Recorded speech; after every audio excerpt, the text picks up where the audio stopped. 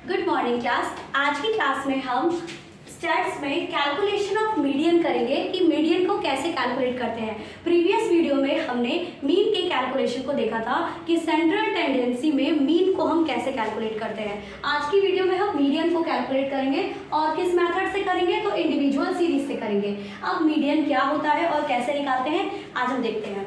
सबसे पहले अगर हम देखें तो ये वीडियो आपके क्लास 11th के लिए, इकोनॉमिक्स के स्टूडेंट जो भी स्टैट्स पढ़ते हैं उनके लिए और बीकॉम के बच्चों के लिए बहुत ही ज़्यादा इंपॉर्टेंट है। सो प्लीज़ आप वीडियो लास्ट तक देखिएगा।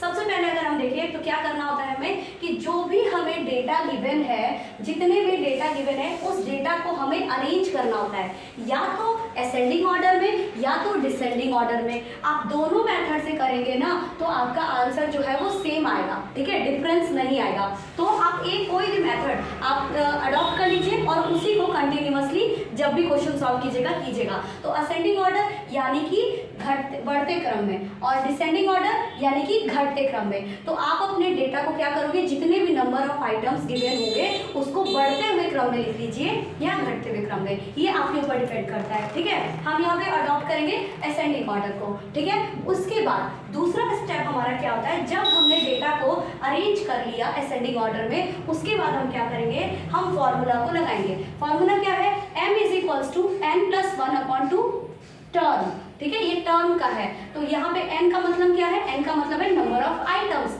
यानी कि कितने आइटम्स आपके क्वेश्चन में गिवन है। और दूसरा m फॉर मीडियन। एग्जांपल के साथ हम समझते हैं। फॉर एग्जांपल अगर हमारे क्वेश्चन में दिया हुआ है 13, 7, 19, 15, 14, 12, ठीक है, कितना हो गया ये, तो आइटम्स कितने, नंबर ऑफ आइटम्स 1 2 3 4 5 6, तो नंबर ऑफ आइटम्स कितने हो गए यहाँ पे 6 हो गए। और हमारा पहला स्टेप क्या था मीडियन फाइंड करने का, कि हमें डेटा को अरेंज करना है किसमें, असेंडिंग ऑर्डर में। तो सबसे छोटा कौन सा है इसमें, 7 है, देन उसके बाद क्या है 12 है, देन 13 है, देन 14 है, देन 15 है एंड देन 19 है। तो ये हमारा पहला स्टेप हो गया कि हमने डेटा को अरेंज कर लिया किसमें, असेंडिंग ऑर्डर में कर लिया। नाउ अब फॉर्मूला में पुट करते हैं, ठीक है। तो फॉर्मूला में जब हम पुट करेंगे तो m इज इक्वल्स टू क्या है, n प्लस 1, तो नंबर ऑफ आइटम कितने हैं 6 हैं, प्लस 1/2, ठीक, ये वाला टर्म, ठीक है, इतना। तो 6 plus 1 is equals to 7/2 which is equals to 3.5। कितना आ रहा हमारा 3.5।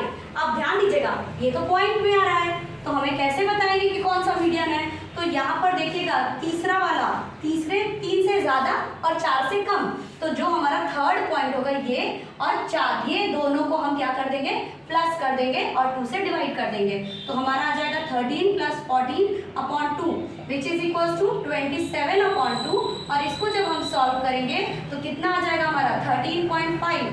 Therefore median is equals to 13.5 is your median. इसको हम एक दूसरे मेथड के साथ करते हैं। ये तो हो गया आपका एक मेथड, ठीक है।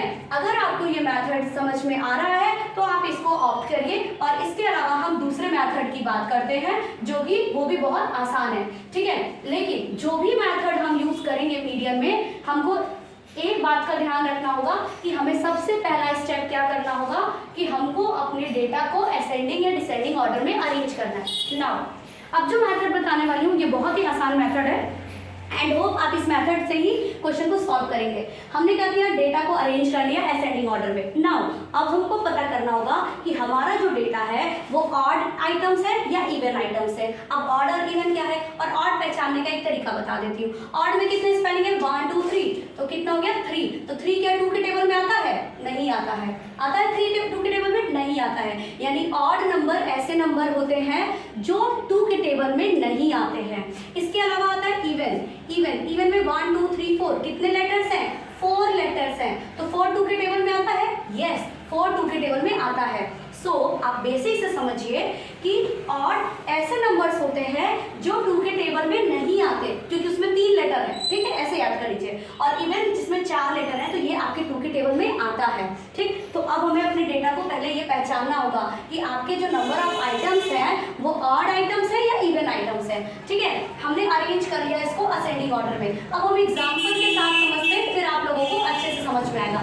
जैसे हमने डेटा ले लिया 3 5 7 9 11 13, कितना हो गया ये, अब काउंट करिए नंबर ऑफ आइटम्स 1 2 3 4 5 6, कितने हो गए 6 और एक और हम 7 ले लेते हैं। टोटल नंबर ऑफ आइटम्स कितने हैं 1 2 3 4 5 6 7। Total number of items are 7। Okay, तो जब 7 है नंबर ऑफ आइटम्स कितने हो रहे हैं आप पहले लिखिए, समझिए, देन आप जरूर बहुत अच्छे से कर लेंगे।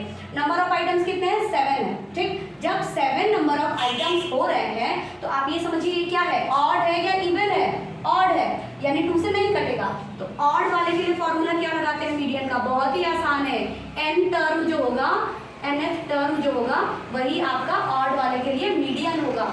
ठीक है, तो अब ये nth टर्म क्या होगा, यानी कि बीच का नंबर, ये नंबर ऑफ आइटम 7 है तो 3 इधर से हटा दीजिए, 3 इधर से हटा दीजिए, जो बीच वाला नंबर है ये हो गया क्या आपका मीडियन। ये जल्दी में फाइंड करने के लिए होता है। अब अगर आप कॉम्पिटिटिव एग्जाम में भी कोई सीरीज को सॉल्व कर रहे हैं, डेटा इंटरप्रिटेशन या कुछ भी, तो वहां पर भी आपको ये बहुत हेल्पफुल है कि आपने क्या किया, नंबर ऑफ आइटम्स काउंट कर लिया। ठीक है, और ये आपका देखिए असेंडिंग ऑर्डर में ही था। ठीक है, इसलिए मैंने ये किया, असेंडिंग में था, आपने नंबर ऑफ आइटम्स काउंट किया, ऑड आ रहा है 7 आ रहा है, तो यानी कि जो बीच वाला टर्म है nth टर्म, यही आपका क्या कहलाएगा, मीडियन कहलाएगा। लेकिन यहीं पे यदि हमारा दूसरा हम एग्जाम्पल, ये पहला एग्जाम्पल हो गया, ठीक है, अब दूसरा एग्जाम्पल लेते हैं। दूसरा एग्जाम्पल हम जब लेंगे तो सेम नंबर रहने दीजिए, लास्ट में एक और ऐड कर लीजिए। तो अब आपके टोटल कितने हो गए, अब आपके टोटल कितने नंबर ऑफ आइटम्स हो गए, काउंट कीजिए नंबर ऑफ आइटम्स, तो 1 2 3 4 5 6 7 8, टोटल नंबर ऑफ आइटम्स 8 हो गए। 8 क्या है, इवन। तो इवन नंबर के लिए क्या फॉर्मूला होता है ये ध्यान दीजिए, इवन नंबर के लिए जो आपका फॉर्मूला होता है n प्लस 1 अपॉन 2, nth मतलब nth टर्म। ठीक, टर्म की बात हो रही है, n मतलब होता है नंबर ऑफ आइटम्स, और जब भी मैंने n के ऊपर ds लगा दिया nth, यानी कि उस पोजीशन का बात हो रहा है, समझ में आ रहा है। तो nth मतलब कि हमने क्या लिया, देखिए 8th नंबर पे है तो ये nth हो जाएगा, nth टर्म, ठीक, और ये हो जाएगा nth प्लस 1 टर्म। ठीक, तो यहाँ पर हम कौन सा टर्म ले लेंगे, 9 प्लस 11 अपॉन 2, और ये आप देखोगे तो क्लास 10th की भी मैथ्स में आप लोगों को ये मेथड बताया गया होगा। ठीक है, तो 9 प्लस 11 अपॉन 2, तो ये कितना हो जाएगा 20 upon 2 which is equals to 10। ठीक है, तो इस पूरे सीरीज का मीडियन अगर हमें फाइंड करना होगा तो इस पूरे सीरीज का मीडियन कितना हो जाएगा, 10 हो जाएगा। अब देखिए ध्यान दीजिए, 10 तो आप कहेंगे कि मैडम इसमें है ही नहीं, तो ध्यान दीजिएगा जब भी हम सेंट्रल टेंडेंसी फाइंड करते हैं उसमें से सिर्फ और सिर्फ मोड ऐसा नंबर होता है जो आपके सीरीज में से ही रहेगा।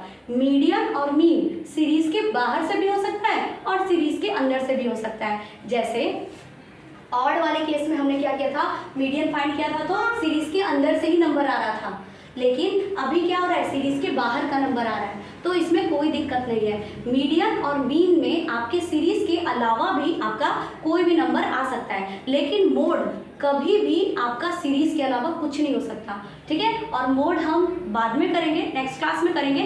फिलहाल हमें सिर्फ मीडियन का ये बहुत ही इजी बेसिक फॉर्मूला करना था। नेक्स्ट वीडियो में हम कंटिन्यू करेंगे कि मीडियन कैसे फाइंड करते हैं जब हमारा कंटिन्यूअस सीरीज की बात आती है। यहाँ पर हम पढ़ रहे थे इंडिविजुअल सीरीज की, नेक्स्ट वीडियो में हम कंटिन्यूअस सीरीज के बारे में कंटिन्यू करेंगे। सो आप प्लीज़ इस वीडियो को देखिए और क्वेश्चन सॉल्व कीजिए और फिर अपने डाउट मुझसे पूछिए। Hope you like this video, please like share and subscribe. Thank you.